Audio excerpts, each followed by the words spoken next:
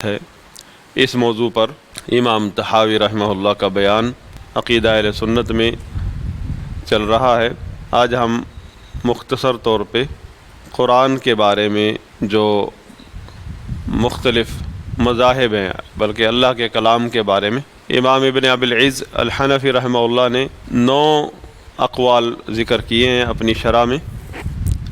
اس میں ایک اہل سنت کا ہے، 8 اہل بدعت کے ہیں کہ اللہ کے کلام کے بارے میں لوگوں کے 9 مذاہب ہیں، جن میں سے ایک اہل سنت کا ہے۔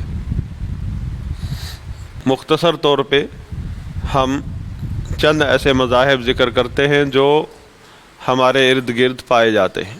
پہلا مذہب وحدت الوجود کا عقیدہ رکھنے والے صوفی، اتحادی، حلولی لوگوں کا ہے۔ ان کے نزدیک اللہ کا کلام وہ ساری مخلوقات کا کلام جو ہے وہ اللہ کا ہی کلام ہے، اشعار کی شکل میں ہو یا نثر کی شکل میں ہو۔ تو اس میں ابن عربی کا شعر ہے وَكُلُّ كَلَامٍ فِي الْوُجُودِ كَلَامُهُ، جو بھی کلام پایا جاتا ہے دنیا میں، چاہے وہ انسان کا، حیوان کا ہے، کسی مخلوق کا بھی ہے، کلامُهُ اسی کا کلام ہے، سواء علینا نثرہ و نظامہ، وہ نثر کی شکل میں ہو یا اشعار کی شکل میں ہو، وہ برابر ہے، کلام اسی کا ہے، مطلب اللہ کا کلام ہے، نعوذ باللہ۔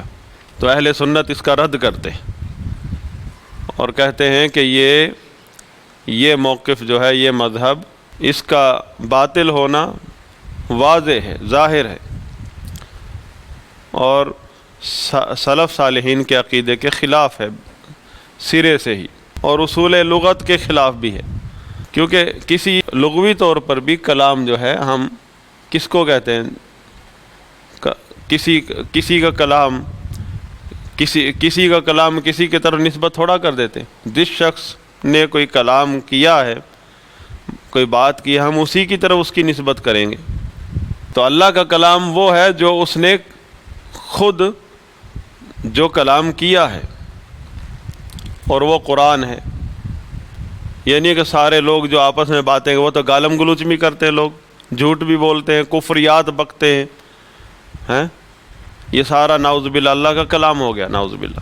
کتنا فاسد اور باطل اور گندا عقیدہ ہے، کیونکہ اصل میں غایت توحید یہ ہے کہ خالق اور مخلوق میں فرق ہی نہ رہے، تو سمجھتے ہیں کہ یہ سب سے بڑی معرفت ہے، معرفت الہی ہے، نعوذ باللہ۔ تو اس کا مطلب یہ ہوا کہ اللہ اور مخلوق میں کوئی فرق نہیں ہے، یا یہ کائنات بذات خود یہی ہی اللہ ہے، نعوذ باللہ۔ اس کائنات میں جو بھی کلام ہے مخلوق کا، وہ اگر وہ اللہ کا کلام ہے تو پھر اللہ اور کائنات میں فرق بھی ختم ہو گیا۔ یہاں تو حیوانات بھی ہیں، اور حتیٰ کہ حیوانات میں وہ حیوانات بھی جن کو نجس قرار دیا گیا ہے، جیسے خنزیر ہے۔ اسی طرح اگر اللہ کا کلام اور مخلوق کا کلام، اللہ کا کلام وہ مخلوق کا کلام ہی اللہ کا کلام ہے، نعوذ باللہ، تو جو کفر ہے اور اسلام، اس میں تو کوئی فرق نہ رہا، شرک اور توحید میں کوئی فرق نہ رہا، سنت بدعت میں کوئی فرق نہ رہا، جھوٹ اور سچائی میں کوئی فرق نہیں رہا، ظلم اور عدل میں کوئی فرق نہ رہا، جو جادو کرتے ہیں اور شعبدہ بازیاں کرتے ہیں، اس میں اور اللہ کے کلام میں کوئی فرق نہ رہا، قرآن کے کلام میں، نبیوں کے کلام میں کوئی فرق نہ رہا، مجوسیوں کے اور بت پرستوں کے اور سکھوں کے اور عیسائیوں کے اور فرعون کا اور ابلیس کا کلام اور نبیوں کا، نعوذ باللہ، ایک ہی کلام ہوا، پھر کوئی فرق ہی نہ رہا۔ اور یہ چیز وہ اس طرح کے صوفی جو ہیں، ایک مقام پر آ کر بالکل اس سٹیج پر پہنچ جاتے ہیں۔ ہم جب 7ویں میں پڑھتے تھے جنوبی پنجاب میں، ہم نے اپنے کانوں سے سنا ہے کہ ایک پیر ہے کوئی، وہ کہتا ہے کہ کوئی حلال نہیں حرام کا، کوئی حلال حرام کا کانسیپٹ نہیں ہے، کوئی محرم اور نامحرم کا کانسیپٹ نہیں ہے۔ یہ ہم نے خود سنا، ہمارے علاقے میں عام پھیلی کہ ایک پیر صاحب ہیں کوئی، جو وہ یہ کہتے ہیں، کوئی ان کی جو ہے نا معرفت کی کوئی باتیں لیک ہو گئیں، لوگوں نے پھیلا دی، کیونکہ یہ صوفی لوگ جو ہیں لوگوں کے سٹیج کا بہت خیال کرتے ہیں کہ دیکھتے ہیں کہ میرا مرید کس سٹیج پر پہنچا، کفر کی حالت تک پہنچ گیا کہ نہیں، کفر کو قبول کر سکتا ہے کہ نہیں، پھر جا کر اس کو یہ باتیں کرتے ہیں، ورنہ ابتدائی مرحلے میں اس کو دور رکھتے ہیں اپنی خاص مجالس سے۔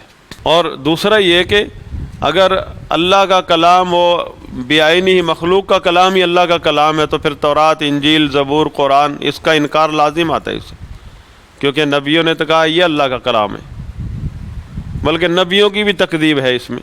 امام ابن قیم رحمہ اللہ اپنے نونیہ ابن قیم ہے، اس میں ان سب کا رد کرتے ہیں، اس میں فرماتے ہیں وَأَتَتْ طَوَائِفُ الْإِتِّحَادِ بِمِلَّةٍ طَمَسَتْ عَلَى مَا قَالَ كُلُّ لِسَانٍ، کہ یہ وحدت الوجود کا گروہ ایسی قوم پیدا کی ہے انہوں نے جنہوں نے کوئی کلام، جس زبان پر بھی کوئی کلام جاری ہوا اس کو چھوڑا نہیں ہے، سب پر انہوں نے ہاتھ پھیرا ہے، یعنی سب کو ہی اللہ کا کلام بنا لیا۔ کہتے ہیں قالوا کلام اللہ کل کلام ھذا الخلق فی حی و فی انسان، ہر انسان، ہر زندہ مخلوق کا جو کلام ہے، ہر قسم کا کلام وہ اللہ ہی کا کلام ہے، نعوذ باللہ، نظما و نثرا زورہ و صحیحہ، نظم کی شکل میں ہو، اشعار کی شکل میں ہو، یا نثر کی شکل میں ہو، جھوٹ ہو، بہتان ہو،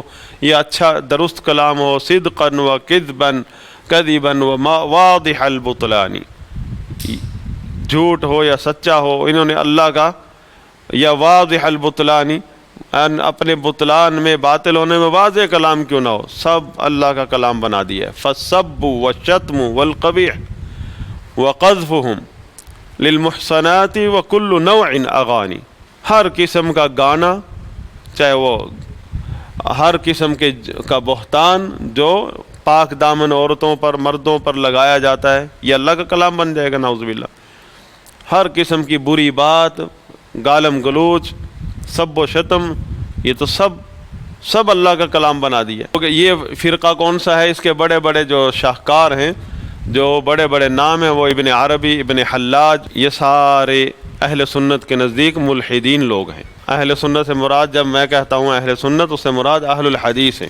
دوسرا مذہب قرآن، اللہ کے کلام کے بارے میں پہلا مذہب کیا ہے کہ اللہ کا کلام کیا ہے، کوئی الگ سے کوئی کلام نہیں، نعوذ باللہ، مخلوق کا ہر کلام ہی اللہ ہی کا کلام ہے، اور یہ وجودی، اتحادی، حلولی صوفیوں کا مذہب ہے یہ۔ اور دوسرا مذہب ہے فلاسفہ کا، فلاسفہ یونان، کفار جو ہیں، اور ان کے مقلد مسلمانوں میں پائے جاتے ہیں، وہ ان میں جو بڑے بڑے نام ہیں، فارابی ہے، ابن سینا ہے، ابن سینا، نصیر طوسی، یہ لوگ، ان کو متفلسفہ کہا جاتا ہے، یہ ان کے مقلد ہیں، کفار فلاسفہ یونان کے۔ ان کا مذہب ہے اللہ کے کلام کے بارے میں، بات ہو رہی ہے اللہ کے کلام کے بارے میں، قرآن اسی میں آ جاتا ہے، قرآن اللہ کا کلام ہے۔ وہ کہتے ہیں کہ ان کلام اللہ تعالی هو ما يفيض على النفوس من المعانی اما من العقل الفعال او من غیرہ، لوگوں کے ذہنوں میں، دماغوں میں جو ایک مفہوم آتا ہے بات سن کر، یعنی قرآن کی بات سن کر، قرآن سن کر، یا نبی کی بات سن کر، یہ تو میں ایک مثال دے رہا ہوں نا، آپ جنت کے بارے میں سنتے، قرآن اللہ کا کلام ہے، پڑھتے ہیں تو ایک ذہن میں مفہوم آتا ہے، وہ قرآن سے نہیں کہہ رہے، وہ قرآن کو نہیں مانتے، وہ کہتے ہیں العقل الفعال، ان کے نزدیک الوہیت کا جو نظریہ ہے اس میں عقل فعال کے بارے میں وہ نظریہ رکھتے ہیں کہ عقل فعال، وحی کے بارے میں الگ سے کوئی کنسیپٹ نہیں ہے ان کے ہاں وحی کیا ہے، عقل فعال ہے۔ عقل فعال کیا ہے کہ وہ کوئی بہت ذہین ترین شخصیت ہوتی ہے انبیاء کرام، یعنی ان کے نزدیک وہ فلسفی ہوتے ہیں، وہ لوگوں کی رہنمائی کے لیے، اچھائی کے لیے، ان کو برے اخلاق سے بچانے کے لیے ایک اپنی ذہین بڑی ذہین ترین جو ہے عقل سے ایک کلام تیار کرتے ہیں. یعنی یہ ایسا کوئی کانسیپٹ نہیں ان کے نزدیک فرشتہ آتا ہے، اللہ کا خالق اور مخلوق کا کوئی الگ وجود ہے. ایسا خالق جو ہے وہ لوگوں کو یعنی مخلوقات کو پیدا کرتا ہے. ان کے نزدیک یہ ہے کہ خالق کے بارے میں ایک کانسیپٹ جو ہے نا فلاسفہ کے نزدیک وہ علت، کہ وہ ایک زندگی کا ایک سبب ہے، کوئی ہے ایک سبب. اس کو ہم جسے خالق کہتے ہیں وہ کہتے ہیں ایک سبب ہے، آگے زندگی چل پڑی، وہ خالق نہیں ہے، بس اس سے زندگی کا آغاز ہوتا ہے. ہم کہتے ہیں اللہ تعالیٰ خالق کائنات، اس کا الگ وجود ہے مخلوق سے، وہ پیدا کرتا ہے وہ اپنی مخلوقات کو، جو چاہتا ہے اس کا ارادہ ہے، وہ جو چاہتا ہے وہ ہو جاتا ہے. کن فیکون، وہ کن کہتا ہے، اس کی مخلوقات ہے، فرشتے ہیں، وہ کلام کرتا ہے. وہ اپنے فرشتے جبریل علیہ السلام سے اس نے کلام کیا، قرآن پورا اس کا وہ کلام ہے جو اس نے جبریل کو سے کیا، اور پھر حکم دیا جا محمد علیہ السلام پر اس کی بتدریج وحی کر بھیج، سنا اس کو. ایسا کوئی کانسیپٹ نہیں ہے فلاسفہ کے نزدیک. فلاسفہ کے نزدیک خالق کے بارے میں کانسیپٹ کیا ہے کہ وہ ایک علت فاعلہ ہے، مطلب ایک کوئی ایسا زندگی کا ریزن ہے کوئی جس سے زندگی کا آغاز ہو گیا. پیچھے جاتے جاتے وہ ایک پیچھے ان کے پاس ایک ملتی ہے چیز جہاں سے زندگی کا آغاز ہوتا ہے، بس وہ اس کو آپ خالق کہہ سکتے ہیں آپ کی زبان میں، وہ ہمیں کہتے ہیں. باقی وہ اس کی صفات وہ نہیں ہے جو آپ کہتے ہیں، نعوذ باللہ. اس میں کوئی نعوذ باللہ ان کے نزدیک کوئی صلاحیت نہیں ہے کوئی چیز پیدا کرنے کی، کوئی کلام کرنے کی، یا کسی فرشتوں کو بھیجنے کی. ایسا کوئی کنسیپٹ نہیں ہے فلاسفہ کے نزدیک. اور یہ کہاں سے، یہ قوم پیدا کہاں سے ہو گئی؟ جبکہ ساری دنیا اس بات پر ایمان رکھتی ہے، اللہ پر ایمان رکھتی ہے. ساری دنیا کفر کا بھی ایمان اللہ پر ہے اور انبیاء پر بھی ایمان ہے، لیکن اپنے موجودہ نبی پر ایمان نہیں رکھتے، اس لیے کافر ہوئے. ہاں، جتنے بھی کفار ہیں ان کے پاس اللہ نے نبی بھیجا، وہ اس موجودہ نبی کا انکار کرتے، پچھلے سارے نبیوں کو مانتے ہیں وہ، اور اللہ کا بھی انکار نہیں کرتے، وحی کا بھی انکار نہیں کرتے. یہ فلاسفہ کہاں سے آ گئے؟ یہ فلاسفہ شیطان کی خاص پیداوار ہے.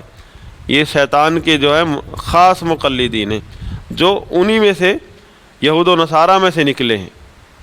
اور اس کا پہلا جو ظہور ہوا تھا وہ تھا فرعون.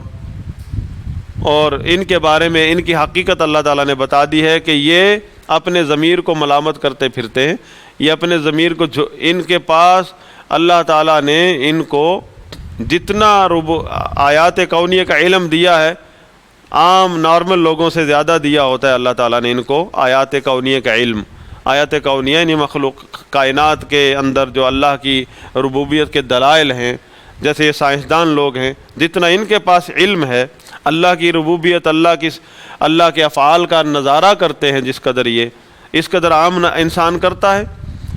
اور اسی قدر یہ لوگ جو ہے یہ اس علم کو جو اللہ تعالیٰ نے ان کے دماغوں میں اپنی ربوبیت کا علم ڈال دیا ہے، اس کو بھلا نہیں سکتے، اس سے جان چھڑانا چاہتے ہیں.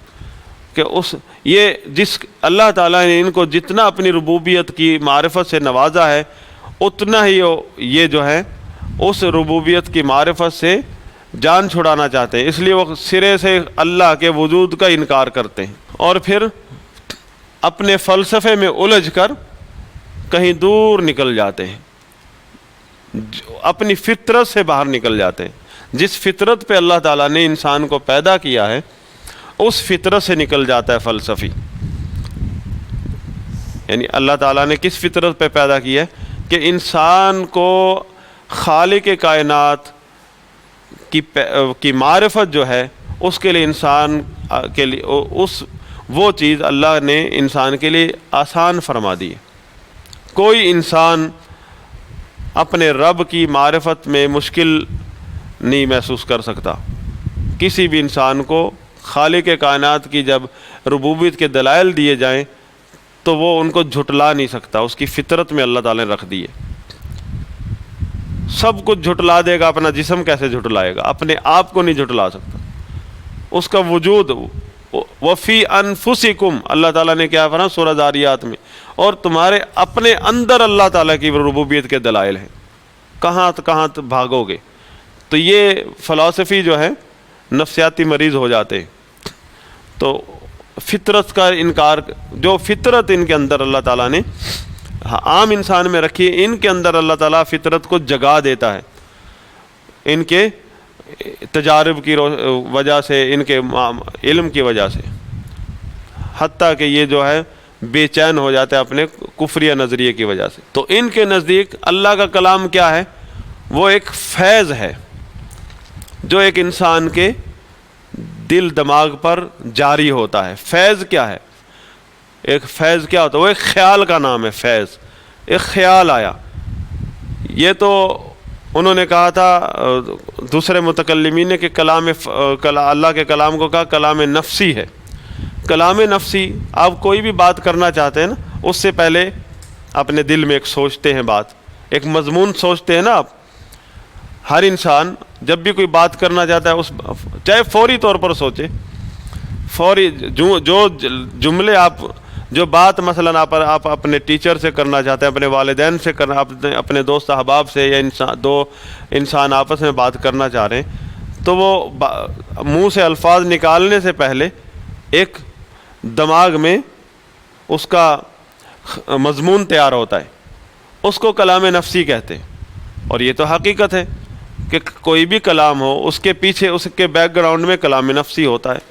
لیکن یہ تقسیم جو بدعت ہے کلام نفسی کلام لفظی کی، اس کی یہ تقسیم کسی نے نہیں کی، متکلمین. تو اس سے تو بہتر اس سے تو یہ اچھے رہے جنہوں نے کلام اللہ کو. تو فیض کیا ہے؟ وسوسے کی ایک قسم ہے فیض. انسان کو طرح طرح کے وساوس آتے ہیں، اس کی ایک قسم ہے، نوع ہے. خیال، وسوسہ، اچانک کوئی وسوسہ آ گیا، خیال آ گیا. اور یہ کلام بھی، حالانکہ یہ کون لوگ کر رہے ہیں؟ جو پوری دنیا میں اس وقت سمجھاتے ہیں اب بڑی جو نا اعلیٰ قسم کی عقل سمجھی جاتی ہے فلسفی کی، اور سب سے گیا گزرا موقف ہے یہ ان لوگوں کا. اس سے کیا لازم آتا ہے؟ سب سے پہلے اس سے لازم آتا ہے قرآن کریم کی تکذیب لازم آتی ہے، کیونکہ قرآن اللہ کا کلام نہیں ہے، نعوذ باللہ. تورات، انجیل، زبور، سب یہ جو جتنے بھی اللہ کی کتابیں اللہ کا کلام ہے، تو اس کی تکذیب لازم آتی ہے جب یہ عقیدہ رکھتے کہ وہ تو خالی ایک فیض کا نام ہے، ایک وسوسہ جو آتا ہے انسان کے دل میں. تو وہ فیض آتا کہاں سے ہے؟ وہ وسوسہ آتا کہاں سے فلاسفہ کے نزدیک؟ وہ عقل فعال کی طرف سے، یعنی وہ ان کے نزدیک نبی کا کانسیپٹ کیا ہے؟ یعنی وحی کا کانسیپٹ تو نہیں ہے جو قرآن ہمارے نزدیک ہے. ان کے نزدیک یہ ہے کہ وہ جس کو آپ نبی کہہ رہے ہیں، یعنی جو ایک ذہین ترین شخصیت ان کے نزدیک ہے، اس کے ذہن میں ایک اچانک ایک خیال گزرتا ہے. اور وہ کہاں سے آتا ہے؟ وہ عقل فعال سے پیدا ہوتا ہے وہ خیال. اس کو وہ اللہ کلام کہتے ہیں، اللہ کا کلام. یعنی جو ہم اللہ کا کلام کہہ رہے ہیں، اس کے متبادل وہ یہ کانسیپٹ لائے ہیں. تو سب سے پہلے قرآن کی تکذیب ہو گئی اس سے. یہ کتاب جو ہے، اور اس قسم کے لوگ آپ کی امت کے اندر پائے جاتے ہیں، لیکن وہ انڈر گراؤنڈ ہے. ابھی اپنا موقع ملے گا تو وہ اپنا رنگ بھی دکھائیں گے. یہ سارا طبقہ، یہ سارا گند موجود ہے. اگر عقیدے کا مذاکرہ نہ کرتے رہے طالب علم اور علماء، تو ایک وقت نعوذ باللہ یہ بھی آ سکتا ہے کہ دندناتے ہوئے پھریں گے ایسے فلسفی. اور اب آپ کتنے مسلمان نوجوانوں کو دیکھ رہے ہیں شرع عام الحاد کے شکار ہو رہے ہیں. کہاں سے نکلے یہ سارے اندر سے نکلے ہیں. اور اس سے فوراً دوسرا مرحلے میں فوراً اس طرح کے نظریے والا آدمی اللہ کے رسولوں اور نبیوں کی تکذیب کر دے گا کہ یہ ایسی باتیں کرتے ہیں، اللہ کا کلام ایسا کچھ نہیں ہوتا کہ وہ فرشتہ آتا ہے، نعوذ باللہ. اس طرح کا یعنی جب نظریہ ان کا وحی کے بارے میں، اللہ کے کلام کے بارے میں یہ ہوگا کہ ایک انسان ہے اس کے ذہن میں، اور وہ یعنی نبی کے بارے میں وہ یہ کانسیپٹ رکھتے ہیں اس کے ذہن میں، بس اس کا دماغ جو ہے عام انسانوں سے کہیں اوپر ہوتا ہے، اور وہ اچانک ایک بات گزرتی اس کے ذہن میں وہ اس کے مطابق جو ہے لوگوں کو خطبہ جاری فرما دیتا ہے، اور وہ لوگ اس کو اللہ کا کلام کہتے سمجھ لیتے ہیں، اللہ کا کلام کہتے ہیں۔ مطلب یہ کتابیں جو ہے نبیوں کے اوپر جو اتری ہیں، قرآن ہے یا نبیوں کا کلام، یہ کوئی وحی کے ذریعے نہیں آیا نعوذ باللہ۔ اور آخر کار کیا ہوگا کہ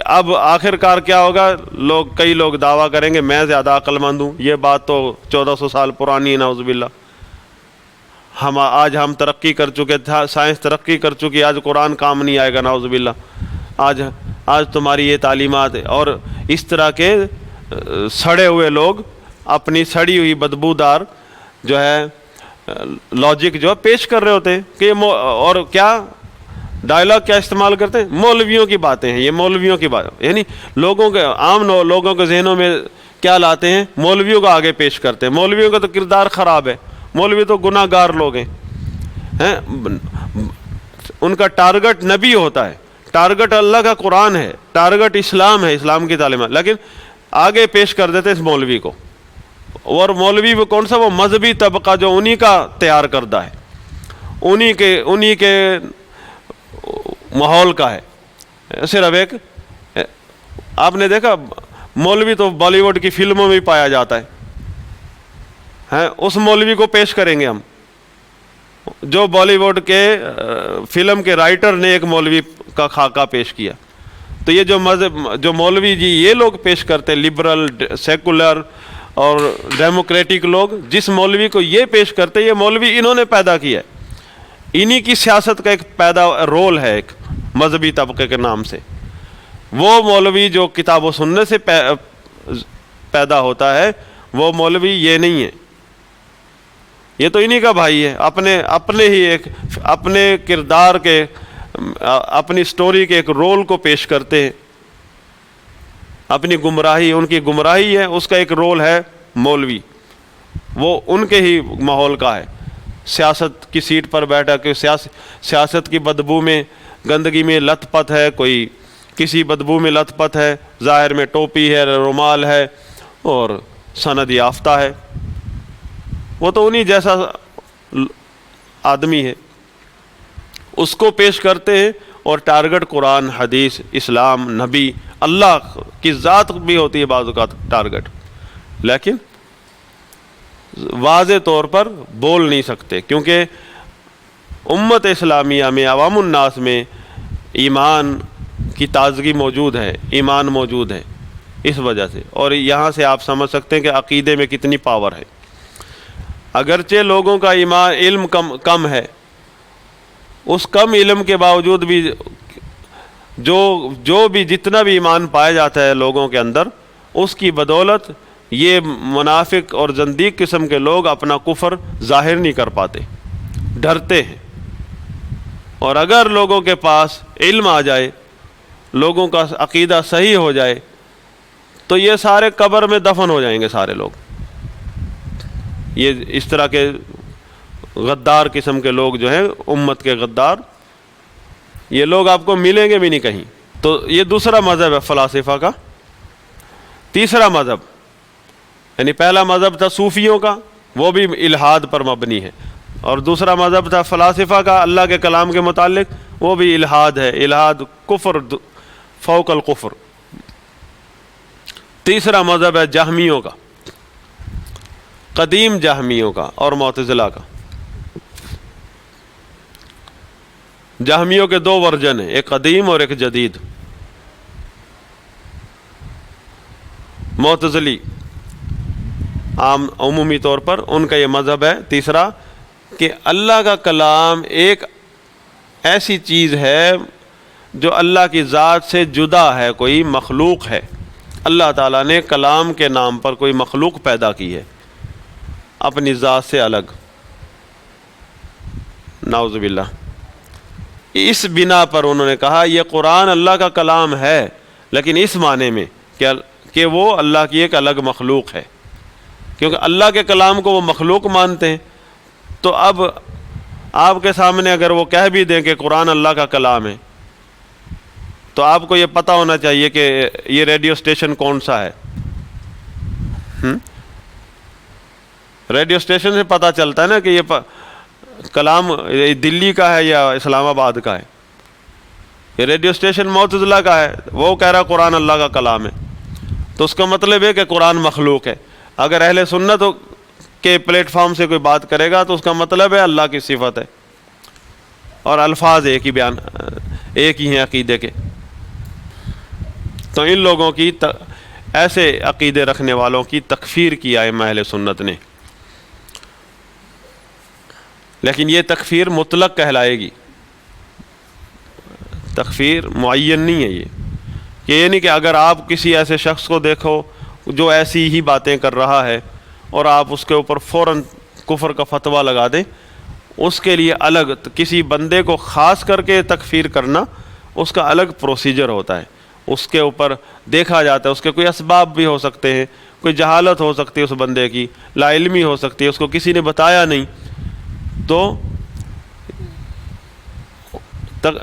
جو ائمہ کرام جو عقیدے کی کتابوں میں تکفیر کفر کے فتوے ذکر کرتے ہیں وہ مطلق ہوتے ہیں، کسی معین شخص پر نہیں ہوتے. وہ مطلب جو بھی کوئی ایسا عقیدہ رکھے. اور اگر پھر دوسری بات یہ ہے کہ آپ کے سامنے عین ہو سکتا ہے کوئی ایسی بات کرنے والا بیٹھا ہو، آپ کے سامنے آ جائے، تو یہ نہیں طریقہ پھر کہ آپ اس کے اوپر فوراً فتویٰ لگا دیں.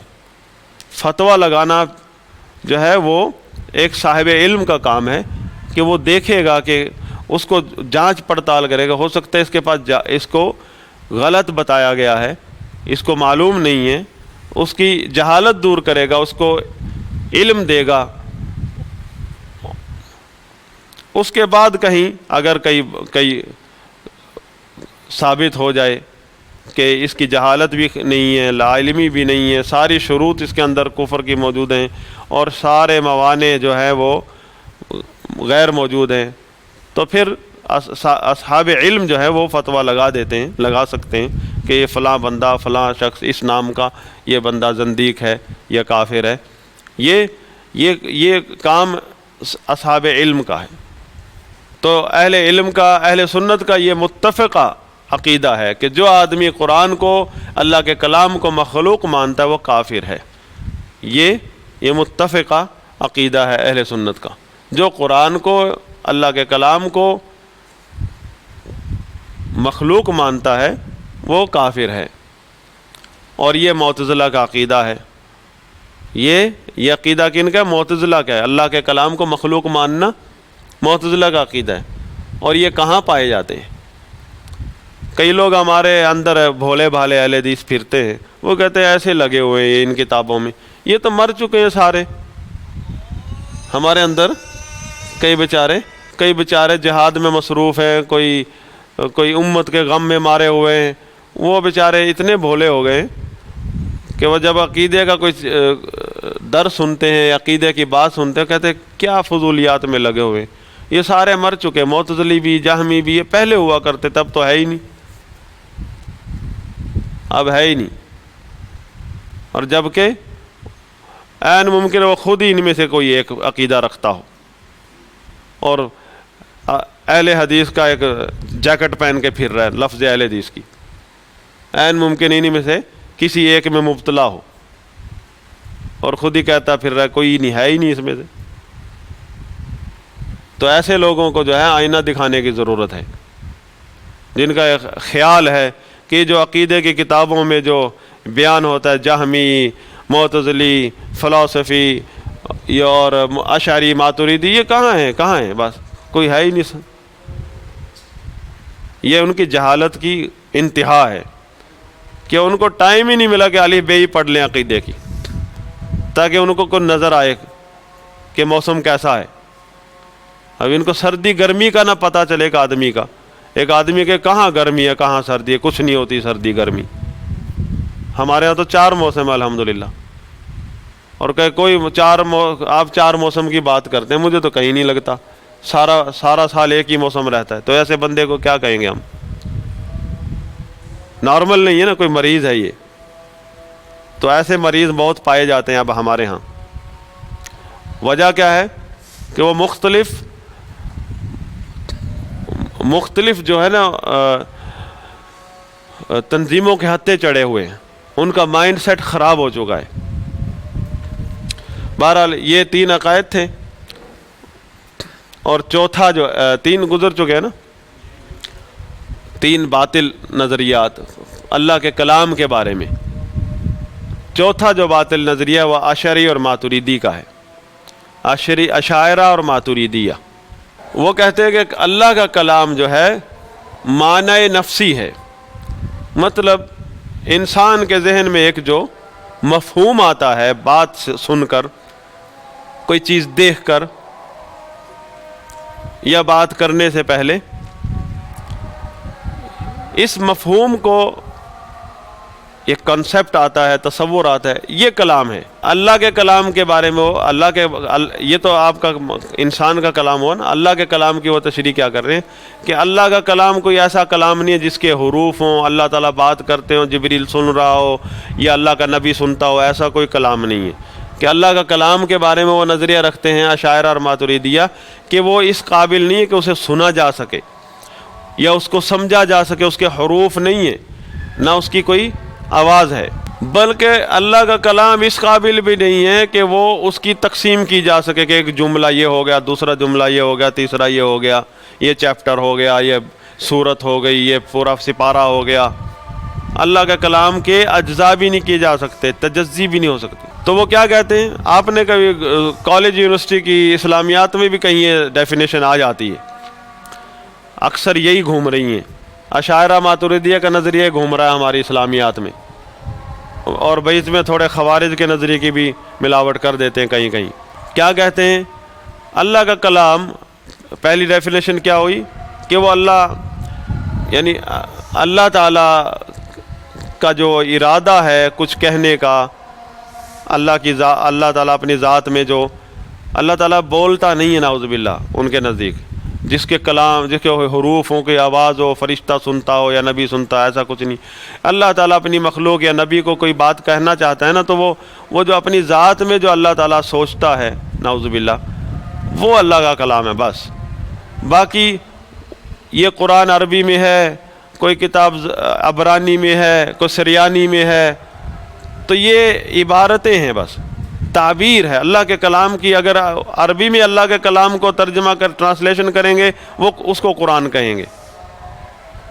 تو اللہ کے رسول نے تو بہت سارا اللہ کا کلام اپنی حدیث میں بھی بیان کیا، اس کو قرآن کیوں نہیں کہتے؟ اگر عربی میں، یعنی سریانی میں، اگر عبرانی میں کہیں گے تو وہ ہو گئی تورات، زبور، انجیل، اس طرح مطلب مختلف جس لینگویج میں وہ کتابیں اتری۔ تو یہ اشاعرہ ماتریدیہ کا نظریہ کہاں سے آیا؟ بنیاد کیا ہے کہ اللہ کا کلام کیا ہے، وہ کلام نفسی ہے، کلام لفظی جو آپ تلاوت کرتے ہیں، اس کو اللہ کا کلام نہیں کہہ سکتے ان کے نزدیک۔ لیکن آپ کو کہیں نہیں کوئی کہتا ملے گا کہ یہ قرآن جو ہے، قرآن آپ پوچھ لیں کسی عام لوگوں کو نہیں پتہ، عام لوگ جو ہے عوام الناس، عام طلبہ، عام ائمہ مسجدوں کے، عام مدرسوں کے جو بخاری شریف دورہ حدیث بھی کیا ہوا ہے، وہ ان کا عقیدہ تقریباً بڑی بڑی چیزوں میں سلفی عقیدہ ہی ہوتا ہے، یعنی اہل سنت والا عقیدہ ہی ہوتا ہے وہ۔ لیکن جو ان کے متخصص ہیں نا عقیدے کے، یا وہ طلبہ جو بہت دلچسپی رکھتے ہیں منطق فلسفہ میں، وہ پھر اس کو سمجھتے ہیں اچھی طرح۔ ان سے پوچھیں گے، کہیں گے یہ قرآن جو ہے، یہ سورہ بقرہ جو ہے، یہ جو میں پڑھ رہا ہوں یہاں سے لے کر یہاں تک، یہ اللہ کا کلام ہے؟ ان کی ڈیفینیشن کے مطابق یہ کلام نہیں بنتا، کیونکہ یہ لفظیں ہیں، الفاظ ہیں، یہ اللہ کا کلام نہیں ہے۔ اللہ کا کلام کیا ہے؟ اللہ کا کلام وہ جو اللہ کی ذات کے اندر ہے، جو